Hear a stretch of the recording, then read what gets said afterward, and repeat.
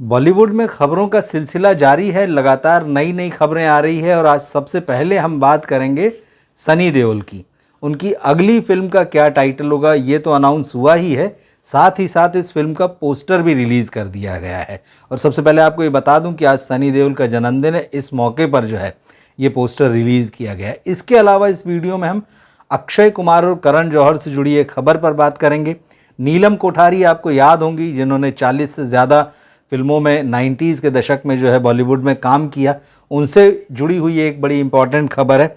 और उसके अलावा बाहुबली 3 और ज्विगाटो जो कपिल शर्मा की फिल्म है, इन फिल्मों के बारे में भी हम चर्चा करेंगे और इनसे जुड़े हुए अपडेट्स जो हैं यहाँ हम आपको बताएंगे। तो सबसे पहले हम बात करते हैं सनी देओल की। सनी देओल की अगली फिल्म होगी जाट।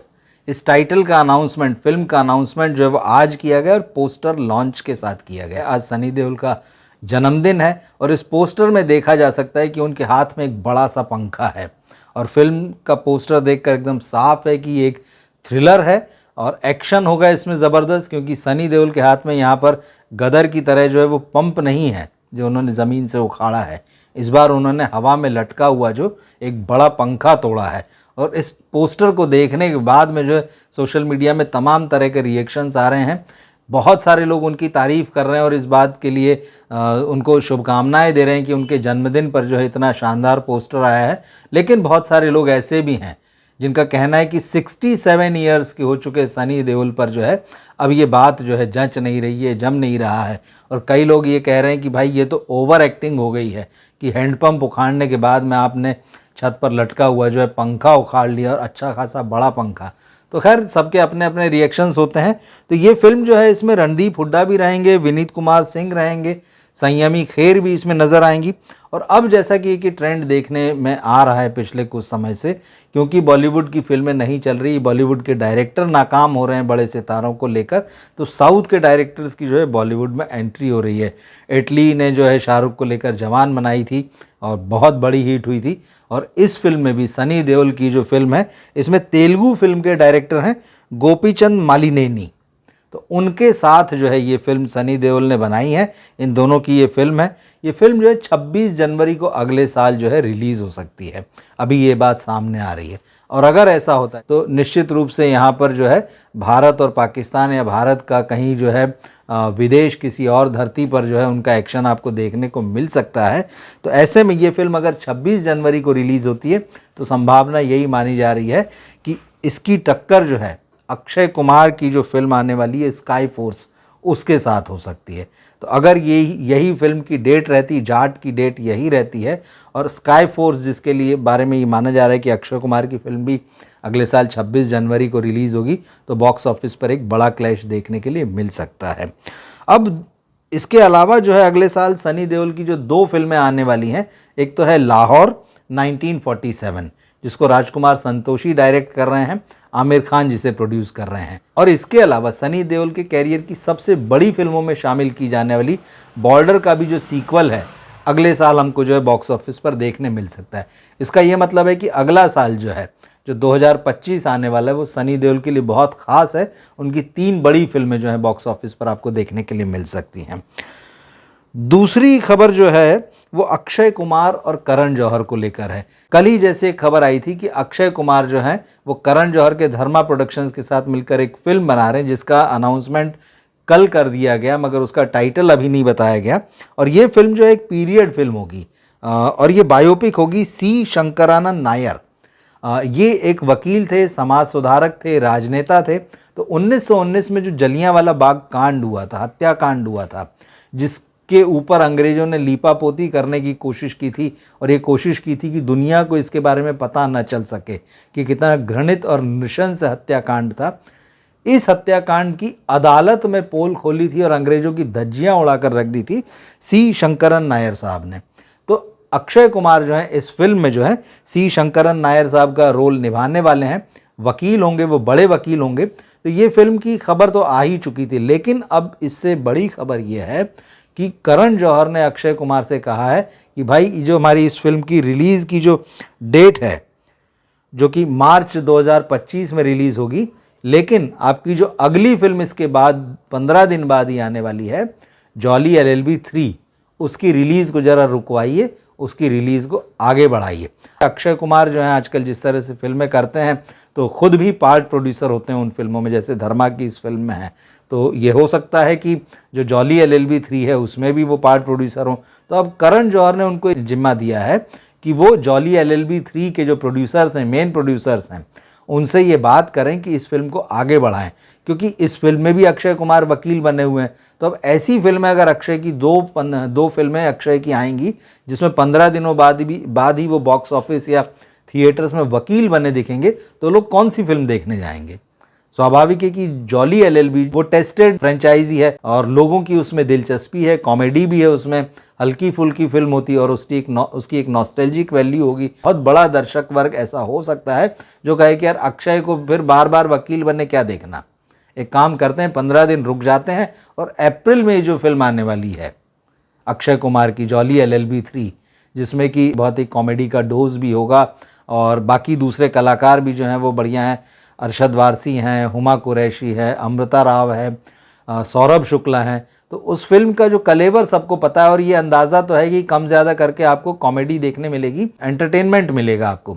तो बहुत सारे लोग रुक सकते हैं। अब इस बात से जो है करण जौहर जो वो डरे हुए हैं, तो क्या करण जौहर की बात जो है वो अक्षय कुमार के थ्रू जो है जॉनी LLB 3 के प्रोड्यूसर्स तक पहुंचेगी और वो मान जाएंगे, ये देखना होगा।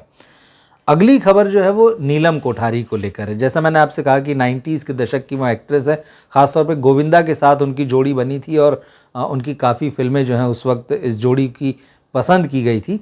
तो अब जो नीलम कोठारी जो हैं एक OTT पर एक वेब सीरीज़ में दिखाई दे रही हैं जिसका नाम है fabulous lives versus Bollywood vibes. ये धर्मेटिक की मतलब यानी धर्मा प्रोडक्शंस का ही जो करण जौहर का है उसका OTT विंग है।